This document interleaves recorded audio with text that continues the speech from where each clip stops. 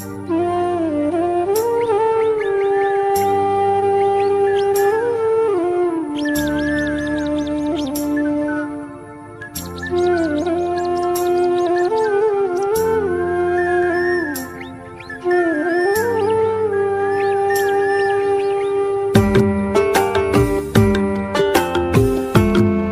বন্ধুরা, stay with মুন্নির আরেকটা নতুন ভিডিওতে সবাইকে জানাই সাদর আমন্ত্রণ।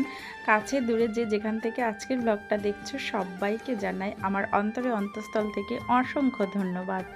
আর আজকের দিনটা আমি শেয়ার করতে চলেছি আমার ছোট্ট ছোট্ট দুটো বাচ্চাকে নিয়ে আমি কিভাবে আমার সংসারের কাজগুলো সব সামলাই সেই দিকে, আর সেই সঙ্গে ওদের খেয়ালও রাখি। আর আমার ওম সোনার এখন 3 মাস বয়স হয়েছে, সবাই জানো না, মানে অনেকেই জানে না আর কি। আজকের ব্লগে যারা নতুন ব্লগটা দেখছে তাদেরকে জানাই আমার পরিবারে থেকে যাওয়ার জন্য। তো চলো ব্লগটা শুরু করে ফেলেছি অলরেডি। আমাদের আগের ব্লগটাই আমি দেখিয়েছিলাম আমরা একটা এসি কিনেছি, তো এটা ছিল তার আগের দিনের, অর্থাৎ যখন ঘরে প্রচণ্ড গরম ছিল আর আমরা সেখানে শুতে পারছিলাম না, তো বাইরে একটা বিছানা করা হয়েছিল। আর আজকে সকালবেলা আমি বিছানাটা পুরোটা তুলে নিচ্ছি। ওম সোনাকে সামলাতে গিয়ে সারা রাত প্রায় ঘুম হয় না বললেই চলে। বহুবার আর কি উঠতে হয়, আর সেই সঙ্গে ওকে ফিট করানো, এই সমস্ত নানান জিনিসে মানে এতটাই ক্লান্তি। তারপরে যদি শরীর খারাপ হয় বাচ্চাদের তাহলে তো মা বাবার মানে কথাই নেই। আর প্রথম জানো তো এগুলো আরও কষ্টদায়ক ছিল, এখন অনেকটাই লাঘব হয়ে গেছে, কারণ এখন ওম সোনা আরেকটুখানি বড় হয়েছে। যখন ছোট্ট থাকে তখন তো খুবই কষ্ট, তাই না? তো বিছানাগুলো তুলে নেওয়ার পরে ওম সোনার যে সমস্ত মানে ন্যাকড়াগুলো থাকে যেগুলোতেও হিসু করে পটি করে সেগুলো বিক্ষিপ্তভাবে ছড়ানো ছিল, এখন সেগুলো তুলে এক জায়গায় রেখে এবার সার্ফে দেবো। আর তার আগে মাছ নিয়েছি মাছওয়ালার কাছ থেকে, সেই মাছটাও বানিয়ে নেব। আর একের পর এক স্টেপ বাই স্টেপ পরিবারের কাজগুলো করাটা একটা আর্ট, এটা আমার মনে হয়, কারণ সংসারে কাজ গুছিয়ে করাটাও একটা আর্ট। তারপর আবার বাচ্চা নিয়ে, কারণ একদিকে কাজ করতেই থাকলাম অন্যদিকে বাচ্চার যত্ন করা হলো না, এরকমটা আমি একদমই নই। কাজও করতে থাকি আর সেই সঙ্গে বাচ্চাদেরকেও দেখাশোনা করি, আর সেই সঙ্গে নিজের যত্ন। প্রচণ্ড গরমে এখন বারে বারে জল খেয়ে ডিহাইড্রেট যাতে না হয়ে যায় সেই দিকে লক্ষ্য রাখাটাও খুব দরকার।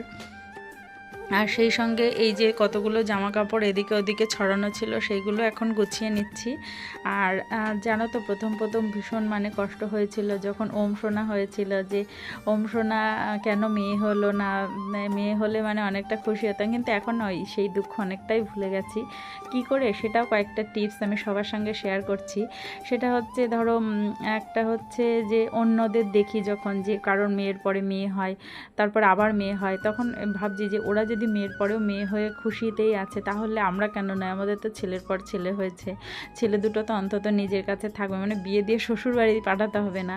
মানে আমি আমার মনকে এইসবভাবে সান্ত্বনা দিই। তারপরে হচ্ছে ভাবি যে সন্তান যেমনই হোক, ছেলে হোক মেয়ে হোক, সেই তো পাশে কাছে রাখতেই হবে, আদর করতে হবে, বড় করতে হবে, স্নেহ মমতা দিতে হবে। তাহলে মন থেকে খারাপ মনে করে কী লাভ, মানে কষ্ট পেয়ে কী লাভ? সেই জন্যই আর কি সেইভাবে দুঃখটা আর কি ভুলে গেছি।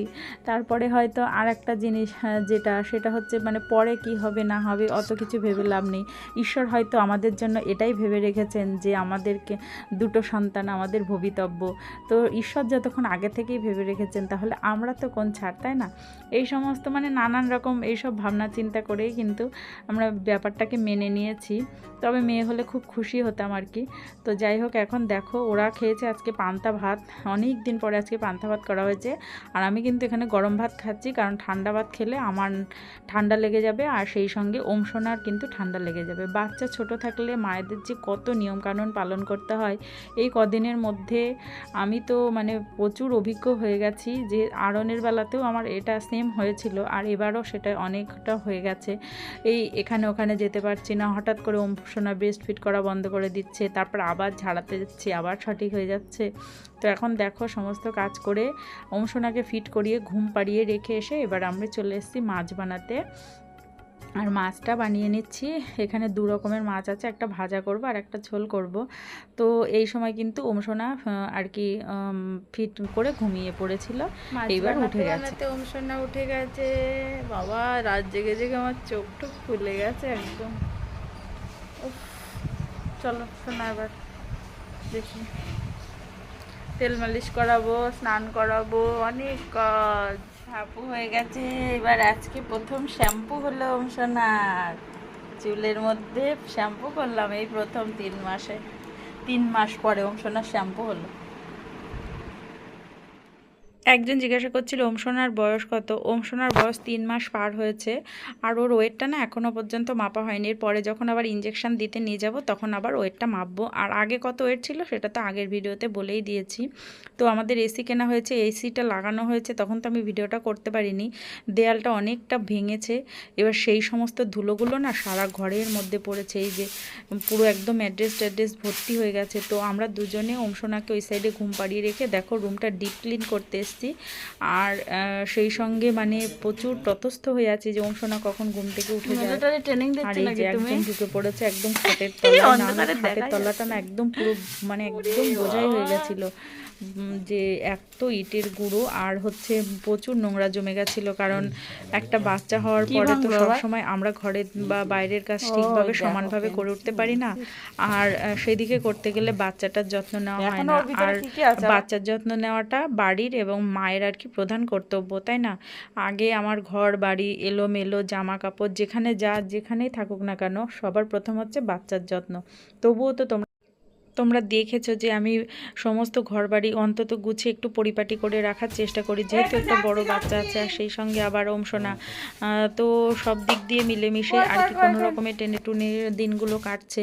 তবে ইচ্ছা আছে যে ও বড় হয়ে গেলে পরে তারপর আবার সব কিছু ঠিকঠাকভাবে করবো। আর এই যে সোনা উঠে গেছে। আমরা এখনো স্নানই করতে পারিনি, কিরকম উঠে গেলি? যাদের আর কি ছেলের পর ছেলে হয় বা মেয়ের পরে মেয়ে হয় অনেকে ভীষণ আপসেট হয়ে যায়। তো আমার মনে হলো যে ভিডিওতে কিছু টিপস শেয়ার করি, যেটার দ্বারা আমরা মানে হয়েছি, উপকৃত হয়েছি, মানে যেটা আমার মনে হচ্ছে সেটাই সবার সঙ্গে শেয়ার করলাম। জানি না সবার কেমন লাগলো, কারণ আমার মনে হয় আমার মতের সঙ্গে সবার মত আর কি মিলে যেতে নাও পারে। অনেকে বলেন যে মেয়ে সন্তান সবার ভাগ্যে হয় না, অনেকে বলে ছেলে সন্তান সবার ভাগ্যে হয় না। তো ওইসব কথায় ছাড় না দিয়ে না আমাদের ওপরওয়ালার ওপরে ভরসা রাখা উচিত, কারণ উনি হয়তো আমাদের ভবিতব্য এইভাবেই সৃষ্টি করে রেখেছেন। তাই জন্য আমরা মানে সাময়িক পুতুল মাত্র। আমার তো সেটাই মনে হয় যে সব কিছু ওপর থেকে আগেই আর কি ফিক্সড হয়ে আছে, আমরা শুধু সেগুলো কর্তব্যকর্ম পালন করছি। তো দেখো স্নান টান করে এবার মানে রান্না করতে চলে এসেছি। আর খুব তাড়াহুড়ো ব্লগ আমি এই দুপুরবেলা পর্যন্তই কন্টিনিউ করতে পেরেছি, তারপরে আর কন্টিনিউ করতে পারিনি, কারণ এরপরে সোনাকে নিয়ে এতটাই ব্যস্ত হয়ে যাই আর এই অবস্থায় না আর ব্লগ কন্টিনিউ করা সম্ভব হয় না। আজকের ব্লগটা ভালো লাগলে প্লিজ একটা লাইক করে দিও, আর যদি কেউ চ্যানেলে নতুন হয়ে থাকো প্লিজ চ্যানেলটাকে সাবস্ক্রাইব করে দিও। সবাই ভালো থেকো, ধন্যবাদ।